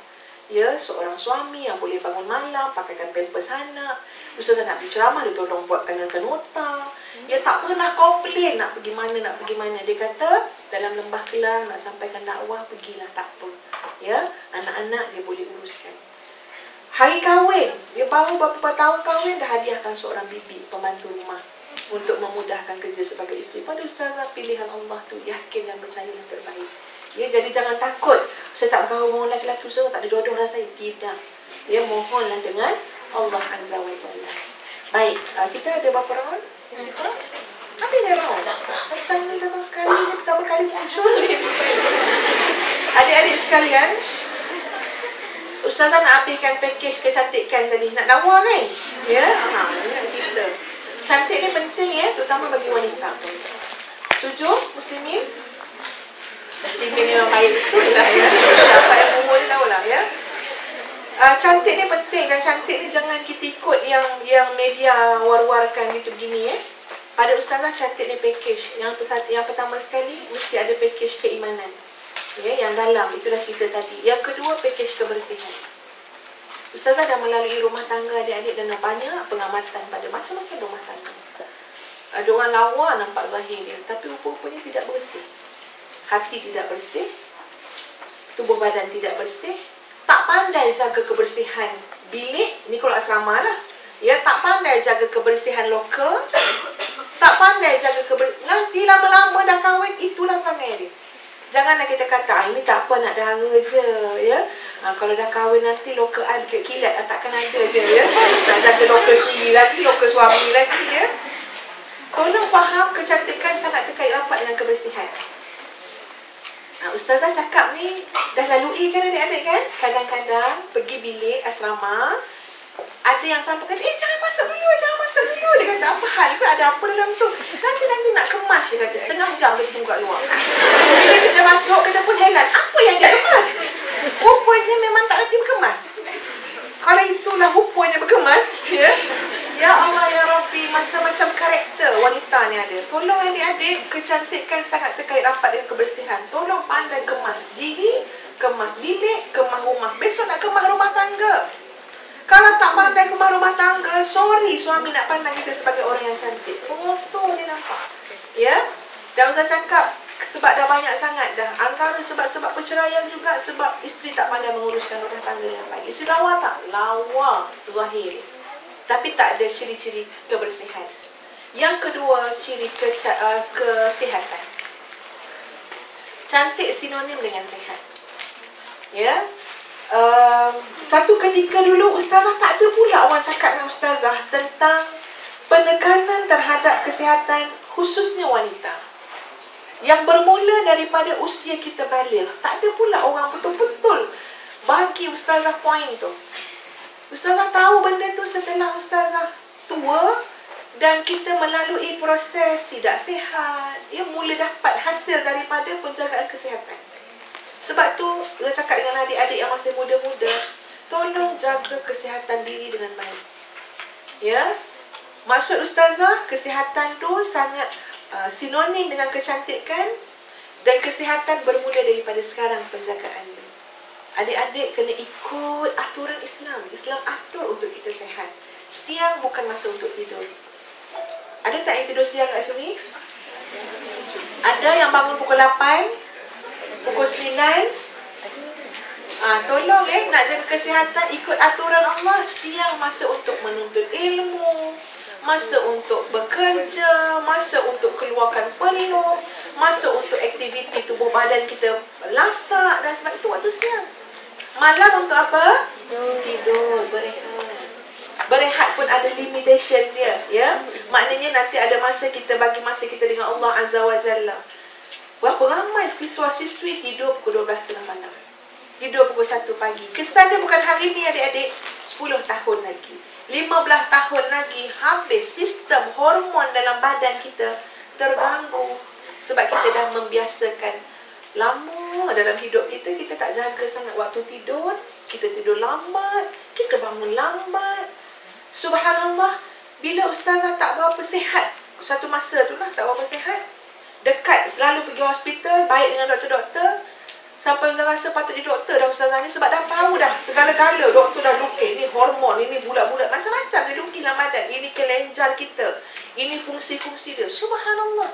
Ustazah kata, ya Allah, ini sangat perlu anak-anak muda kita tahu. Takkan dah rosak baru nak cakap, takkan dah sakit baru nak cakap. Ya, sebab nak bagi tahu, ikutlah sistem yang diatur oleh Allah Azza wa Jalla. Badan kita ada hak tidur. Walaupun assignment banyak, dan kita suka buat last minute kan, ya.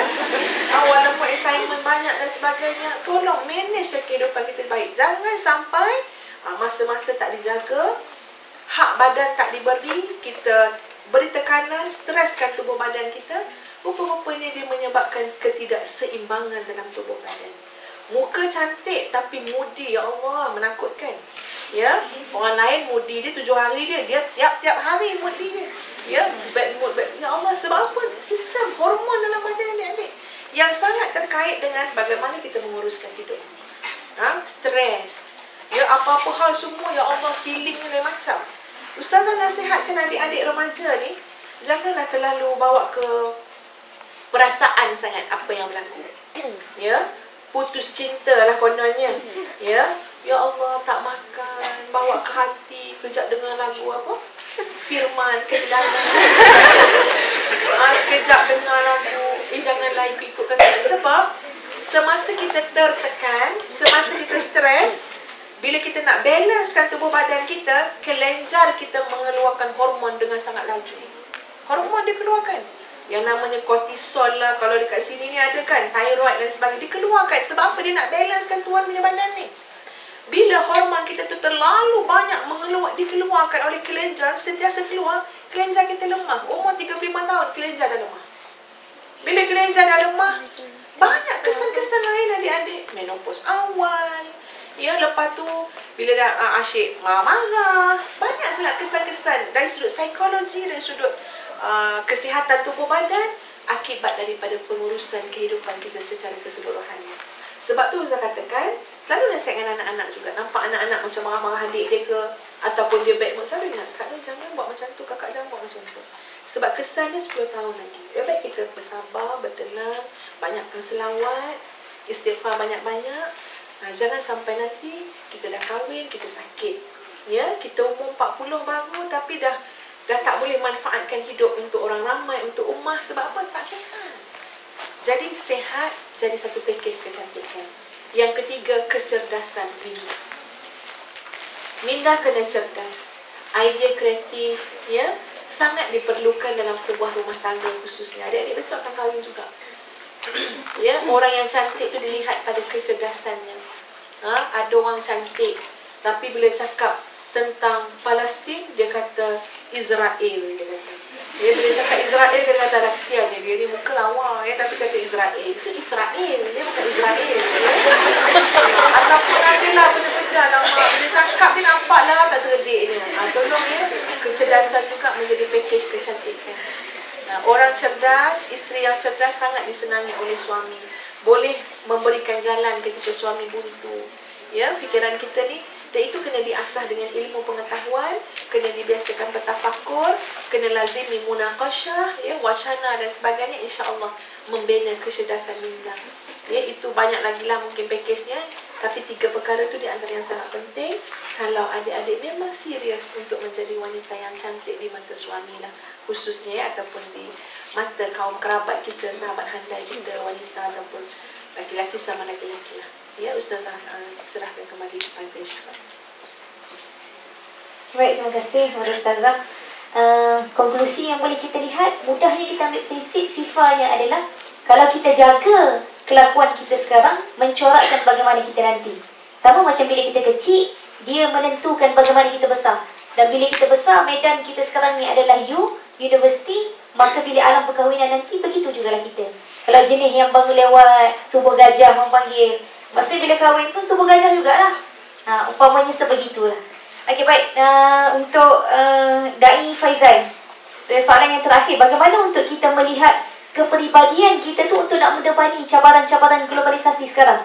Boleh berkongsi juga bagaimana pengalaman saudara berada dalam program reality dakwah sendirilah. Bagaimana untuk kita nak mendepani kepribadian kita tu sendiri yang kena kuat untuk kita nak mendepani cabaran sekarang ini. Kita silakan. Bismillahirrahmanirrahim. Alhamdulillah, terima kasih kepada saudara mereka. Bak kata macam perlu soalan dia pokok-pokok-pokok dia tak berhenti. Bila kita sebut pasal peribadi, perkara yang menjadi penilaian ialah bagaimana cara berpakaian. Kerana cara berpakaian itu akan mencerminkan peribadi anda. Bagaimana kita berpakaian? Sejauh mana kita mengamalkan konsep pemakaian yang menutup aurat dalam Islam? Dan benda ini akan menjadikan satu cerminan peribadi anda yang sebenar. Kalau saya pakai macam ini, nak tak nak student IUM, the gate of a gedang knowledge and virtue. Dia akan kata saya ni budak Aika. Dia tak sebut dah saya ni YK dan sebagainya. Dia akan kata saya ni budak Aika. Kalau pakai tudung labur, jubah, auzubillah minasyaitanir rajim, akan kata ini adalah student park, IRK. IRK dan sebagainya. Kacau, ya Allah. Tak poin lah. Tak adalah kurang. Maknanya kalau pakai jubah dan sebagainya, pakai songkok, pakai kopiah dan sebagainya, ni mesti ustaz. Kalau ada apa termometer, bawa. Ini budak medik. Bawa termometer letak bawah ke dia. Ini sebenarnya tak ada. Maknanya apa kita nak kata ialah pemakaian menggambarkan cerminan pribadi anda. Lepas tu kita nak marah. Inilah judgmental. Orang pakai macam ni pun nak kata mentang gini-gini. Macam-macam kata kat kita. Macam dia terkombang syurga. Marah orang kata macam tu. Tapi kita sebenarnya yang menggambarkan diri kita. Dah kalau kita pakai macam A, orang takkan kata C. Orang akan kata A. Sebab tu sahabat-sahabat sekalian, apply apa yang ada dalam Quran. Syariah compliance. Tak semestinya bila anda nak kata syariah compliance, anda kena pakai jubah, anda kena pakai tudung, abang dan sebagainya. Tak semestinya macam tu. Be professional lah. Asalkan pakaian itu menutup dada anda, dan asalkan pakaian itu menutup lutut anda, dan itu dah komplit. Tak perlu kita nak ajar bagaimana nak pakai seluar ni macam ni, masuk kaki kanan, masuk kaki kiri. Gitu, tak payah. Sebab tu tuan-puan, secantik-cantik hiasan adalah secantik-cantik manusia.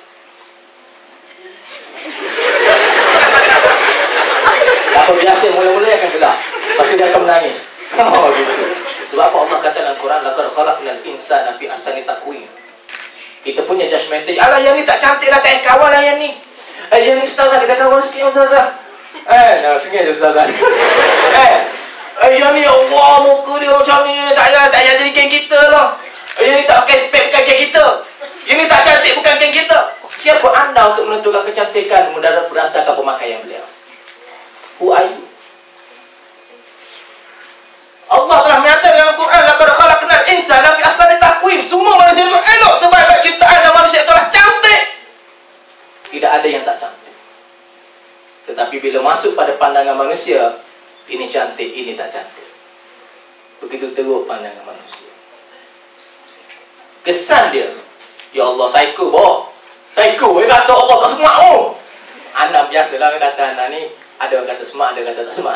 Gitu. Dia kata tak handsome-nya, anak psycho. Ya Allah, tak handsome kat aku ni.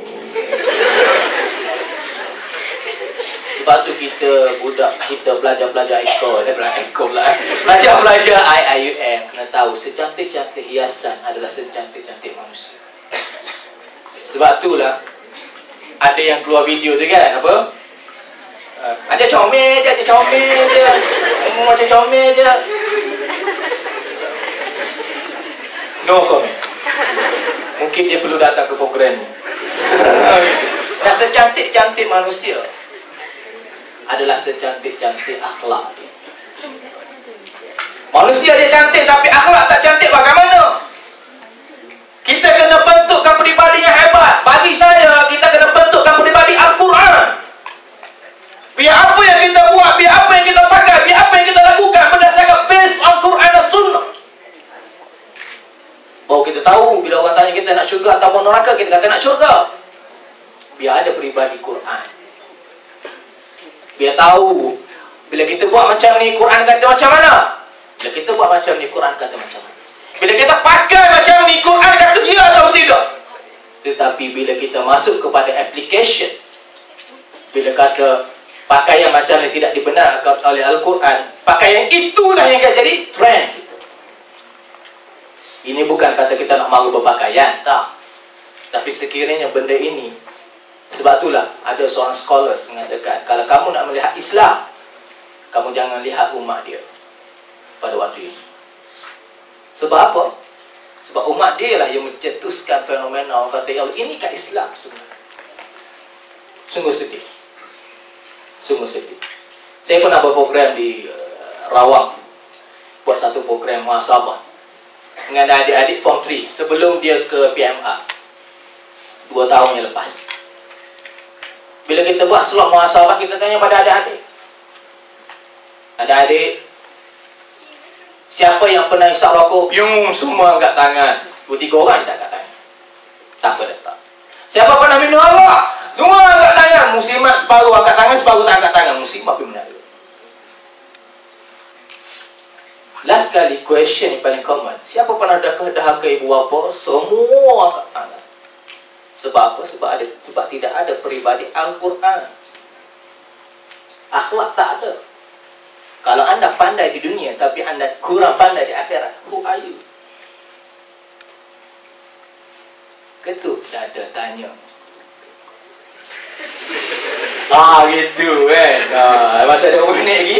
Ada 3 minit lagi. Sebab itulah saya semalam, bila saya tengah prepare isi macam ini, saya buka Facebook. Okey, saya buka Facebook. You boleh like saya punya page, Faizal Amir Fan Club dan yang pernah ya. Saya buka Facebook.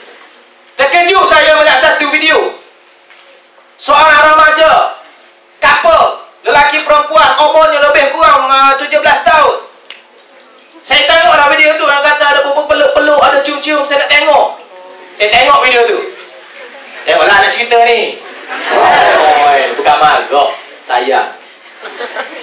Bila tengok video tu, subhanallah, si perempuannya, si remaja perempuannya, si remaja lelakinya, papa, kita nak beli barangan lah, utensil pensel lah, nak jawab SPM. Yelah mama, papa pun macam tu juga, kita nak jawab SPM gitu, kata SPM. Jalan, ini di shopping complex, tempat orang ramai. Apa dia? Bapak dia ke yang buat yang tu? Tak ada orang ngepek. Macam mana pun tahu? Tak ada. Kita just nak bercerita. Nak bercerita, bukan nak condemn okay. Jalan ya, kita kena tahu environment di shopping complex lama. Tiba-tiba si lelaki tu, mama, papa sayang kat mama, cium jadi pipi. Dan si perempuan itu hulurkan pipinya sampai ciuman itu kepada si mama. Yelah papa cium mama kan. Gitu. Apa? Jalan lagi, masuk dalam lift. Dan lift tu bukan dia seorang je masuk, orang ramai pun masuk. Siap berpeluk-peluk lagi. Ini budak umur 17 tahun. Tidak ada pendidikan Al-Quran, tidak ada peribadi Al-Quran. Macam ni lah jadi dia. Cuba tanya adik-adik kita macam mana. Pernah tak kita tanya adik-adik kita? Macam mana kawan dengan siapa? Ini apa? Akhlak itu penting. Secantik-cantik hiasan adalah secantik-cantik manusia. Secantik-cantik manusia adalah secantik-cantik akhlak. Dan secantik-cantik akhlak adalah secantik-cantik hati. Coming from your heart. Apa yang kita buat, kita rasa firm ini pada hati aku. Kita rasa firm kita ada peribadi Al-Quran. Al-Quran tak pernah kata salah apa yang aku buat. Kan ada satu hadis kata, ala wa inna fil jasadi mudghah idza salahat salahal jasadu kullu wa idza fasadat fasadal jasadu kullu. Dalam hati, dalam diri manusia ada seketul daging. Jikanya baik benda itu, maka baiklah seluruhnya. Tapi jikanya ranak benda itu, rosak benda itu, maka rosak. Tanya hati kita.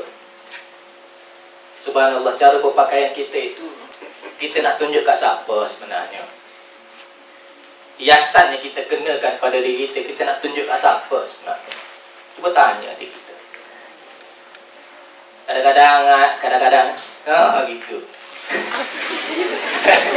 Kadang-kadang anak sedih melihat sahabat-sahabat, melihat teman-teman yang mana saya yakin dia percaya pendidikan ataupun pengetahuan mengenai aurah sudah cukup clear di tingkat dia. Tetapi apa yang dikenakan, apa yang dipakaikan tidak sama apa yang difaham. Adakah kerana kita mengejar trend sahabat-sahabat? Adakah kerana kita mengejarkan populariti? Adakah kerana kita mengejar nama? Kita kena ingat sewaktu peristiwa hijrah, Asma binti Abu Bakar, waktu itu bila Rasulullah SAW dengan Sayyidina Abu Bakar berhijrah dan nusuk, you know what nusuk? Bersembunyi di Gua Zur. Dan AJK Catering pada waktu hari ini, AJK Catering siapa dia? AJK Catering pada waktu itu yang bertugas untuk menghantarkannya adalah Asma binti Abu Bakar, orang yang mengandung.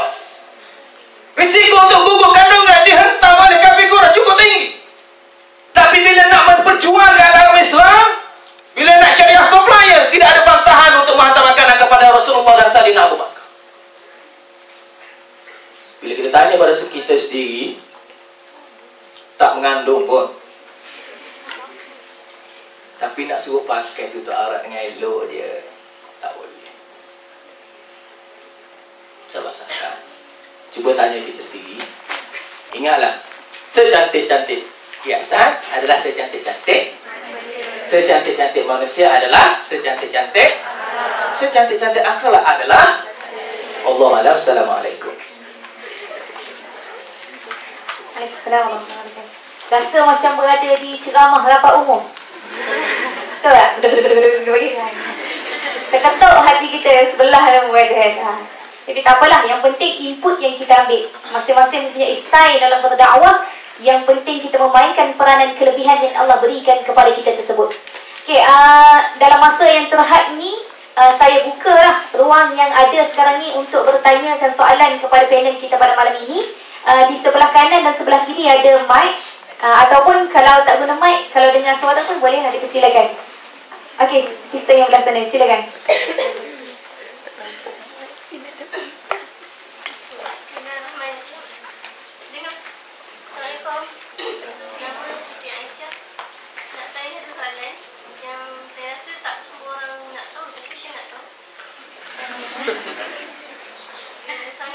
Sangat dalam dia tadi disimpan.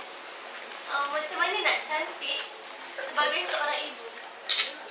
Macam selalu nak cantik dengan sahabat semua kan, sebab sekarang campus kan. Tapi saya nak tahu macam nak cantik sebagai seorang ibu tu sendiri. Kan, misalnya nak jelaskan macam Okey, baik. Soalan yang seterusnya kita kumpulkan soalan dahulu, lepas tu kita serahkan kepada panel untuk jawab. Okey, silakan. Bismillahirrahmanirrahim. Assalamualaikum warahmatullahi wabarakatuh. Saya nak tanya tentang perbezaan. Saya nak Ustazah jelaskan tentang perbezaan jilbab dengan khimar yang dijelaskan dalam Al-Quran ayat An-Nur 31 dengan Al-Ahzab 50. Terima kasih. Seterusnya daripada siswa, brother, silakan. Tak tahu kata apa, angguk pun tak, eling pun tak. Baik, silakan. Okey.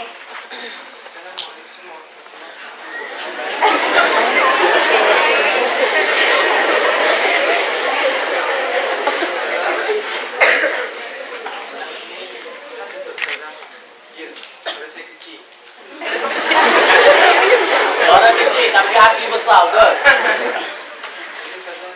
Inilah contohnya.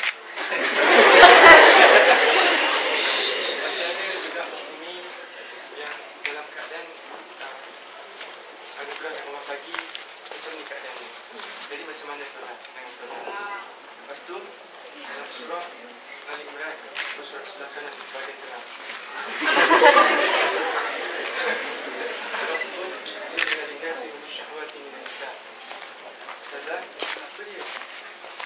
Boleh saya tunjukkan contoh-contoh perhiasan yang ada pada satu orang muslimah yang menyebabkan dia special. Sebab saya ingat satu ketika dulu ketika saya bagi ceramah kat satu masjid, ada satu sekumpulan muslimah datang tanya soalan, Ustaz, katanya kami ni tak sama macam muslimin. Muslimin boleh gerak sana sini pergi buat dakwah, tapi kami kena jaga banyak itu dan ini. Jadi saya minta Ustazah sampaikan kepada muslimah yang ada dekat sini bahawa sebenarnya mereka ada tugas mereka. Jadi bersyukur dengan apa yang ada.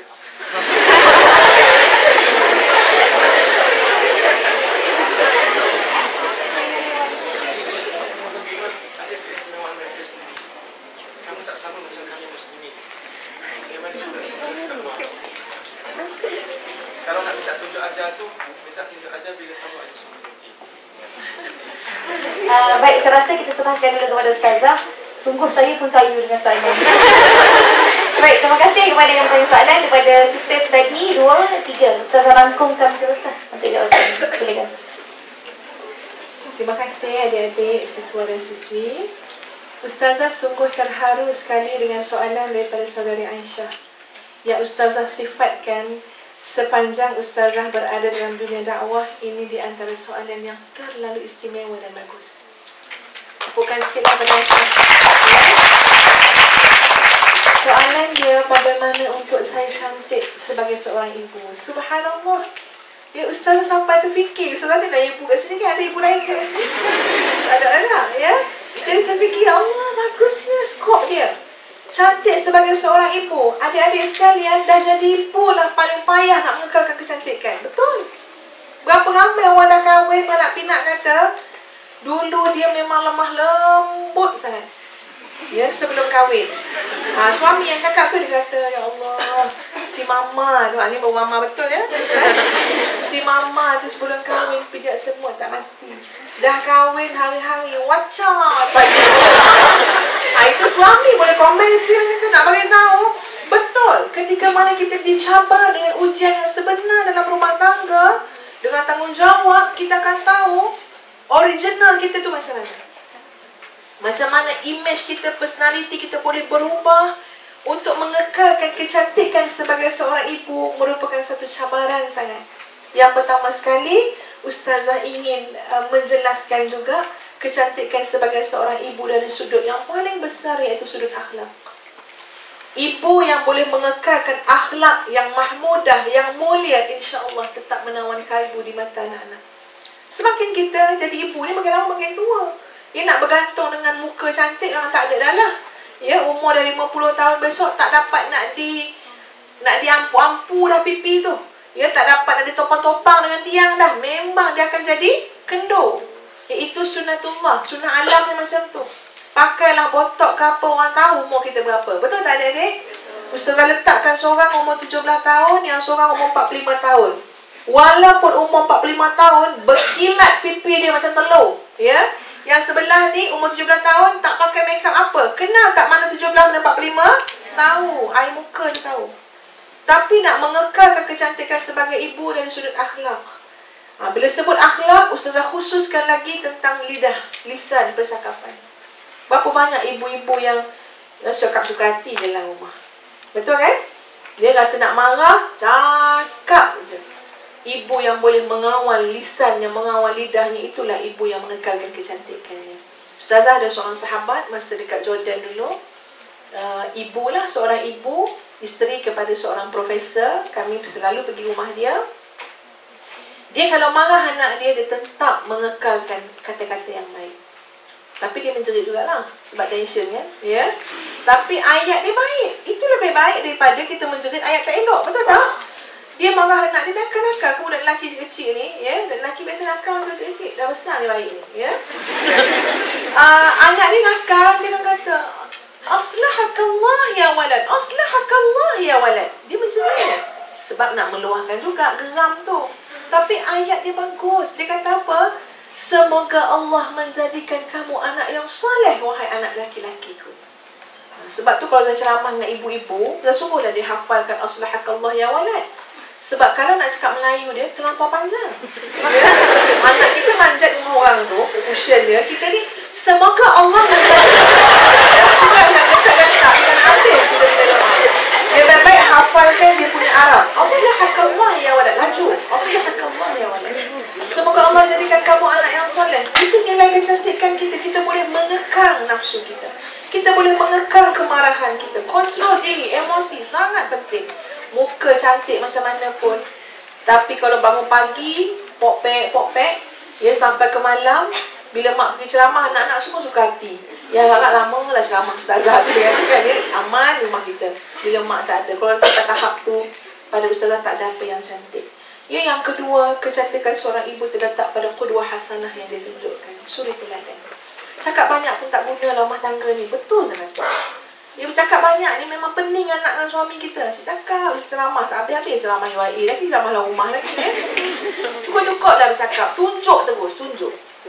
Kita rasa dah ramai dah orang bercakap ni. Anak-anak nak tengok ibu yang menunjuk contoh.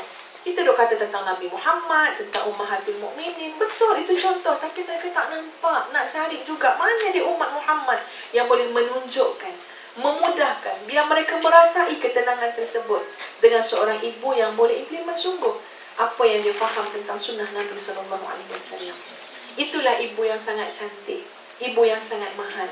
Ya, ibu yang hati tenang, ibu yang lapang dada dengan anak-anak, itulah ibu yang cantik. Ya, nak cerita banyak pun adik-adik belum kahwin lagi kan, belum jadi ibu. Tapi nanti dah jadi ibu, hati seorang ibu itulah letaknya kecantikan yang dilihat oleh suami dan anak-anak. Ya, hati yang lapang dengan anak, memaafkan anak. Anak kita akan buat silap sebagai seorang manusia. Kalau dia memiliki ibu yang sentiasa memberikan kemaafan, yang sabar dalam memberikan nasihat dan teguran, Masya Allah indahnya ibu tersebut, cantik sangat. Ya, dan ibu juga kecantikan terletak pada doanya dengan Allah Azza wa Jalla. Ibu yang menangis malam-malam, ibu yang berdoa dengan air mata. Tak sama doa dengan Elio. Ibu yang berdoa dengan air mata. Allah berikan aura kecantikan pada ibu tersebut. Ya, anak tengok pun, ya Allah, rasa senang hati. Ya, ustazah, suami ustazah, ada seorang ibu lah, pastilah kan, mesti ada ibu kan, ya, bukan anak belum betul, ya. Jadi suami ustazah ada ibu. Subhanallah, ibu mertua ustazah lah, cantik sangat pada pandangan mata ustazah, sangat cantik. Cantik pun titik lalat satu ke bawah ni, ya, kat bawah mulut dia. Cantik dekat mana adik-adik sekalian, inilah doa dia. Waktu maghrib dan isyak biasanya menjadi waktu yang kami tak akan kacau ibu tersebut. Sebab ustazah perhatikan waktu maghrib isyak, mak mertua ustazah solat. Pernah tanya, solat apa mak? Dia kata kan, panggil mak, solat apa mak? Maghrib isyak semayang kerja dia. Dia kata, mak solat hajat kat cik, banyak mak nak minta dengan Allah untuk anak-anak. Subhanallah, sampai anak-anak ni macam mana yang perempuan? Perempuan dah. Kenapa nampak macam perempuan ni? Maknanya dah malam lah tu, nak balik lah tu. Okey, adik-adik sekalian, apa cerita apa tadi? Itu antara simptom tua, ya. Ustazah, anak-anak mak mertua tadi, kalau ada masalah apa-apa, dia macam automatik tau. Ingat nak telefon mak. Hebat doa ibu. Walaupun ibu tak nampak depan mata kecantikan ibu memanggil-manggil anak tersebut. Ingat nak telefon, mesti akan telefon mak. Rasa lapang nak cakap dengan mak. Sebab kita tahu mak kita akan berdoa malam nanti dengan Allah. Mohon dengan Allah. Dan doa mak mustajab, doa seorang ibu. Sampai dah satu hari mak tu memang dah meninggal dunia. Ya, mak meninggal. Lepas beberapa minggu mak meninggal, suami ustazah ada problem sikit. Dial nombor telefon mak. Dah nombor telefon mak, tengah tut. Baru teringat, ya Allah, mak telah dikebumikan. Mak dah lama meninggal dunia. Dah berapa minggu dah. Menangis dia. Dan ustaz tak dapat menggantikan posisi mak yang sangat cantik, yang sangat hebat walaupun seorang isteri. Tengok je suami nangis macam mana. Dia kok nangis.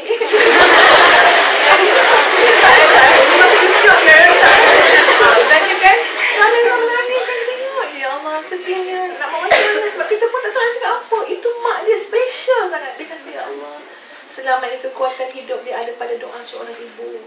Bila ibu dah meninggal dunia, rasa kosong separuh daripada hidup. Rasa kita kehilangan satu nikmat yang sangat besar. Apa dia? Nikmatnya, rasa lapang kita hidup di bawah lembayung doa seorang ibu. Itu cantiknya ibu. Ya, sebab tu nanti insya-Allah kalau adik dah kahwin, panggil Ustaz sekali lagi. Ustaz akan cerita. Cerita banyak pun tak elok juga sebab belum kahwin kan. Ya, belum jadi ibu lagi. Soalan yang kedua tentang jilbab dan juga khimar. Ya, jilbab ini adik-adik sekalian menurut pemahaman ustazah lah, ya. Jilbab ini adalah pakaian labuh besar yang dipakai. Kita rujuk pada orang Arab punya pakaian, ya. Jubah besar yang dipakai daripada atas kan? Daripada atas. Pernah nampak orang-orang Arab pakai jubah hitam daripada atas? Yang kat luar tu kan? Itu dipanggil jilbab. Longgar, ya, menutup seluruh tubuh tu.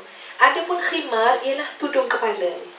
Tudung kepala yang kita pakai ni panggil khimar sebenarnya. Ya, yang itu khimar. Kalau menurut pada definisi jilbab dan khimar merujuk kepada pemakaian orang-orang Arab. Tapi macam kita ni, maknanya inilah kita punya yang longgar-longgar ni, inilah kita punya jilbab, inilah kita punya khimar, kita punya tudung kepala. Tapi nak kata khimar pun dia lain juga konsep dia dengan pakaian yang orang Arab pakai tu, lebih menampakkan maksud sebenar jilbab dan juga khimar tadi. Okey. Yang ketiga tadi daripada siapa berkata nama Ustaz? Nama Ustaz. Lembut daripada Ustazah Wan. Wan. Okey, alhamdulillah. Wan tanya tadi, apa pandangan Ustazah dengan orang seperti Wan? Betul tu? Pada Wan ke pada semua ni? Boleh lebih spesifik? Ustazah pun nak cuba jawab dengan lebih spesifik juga.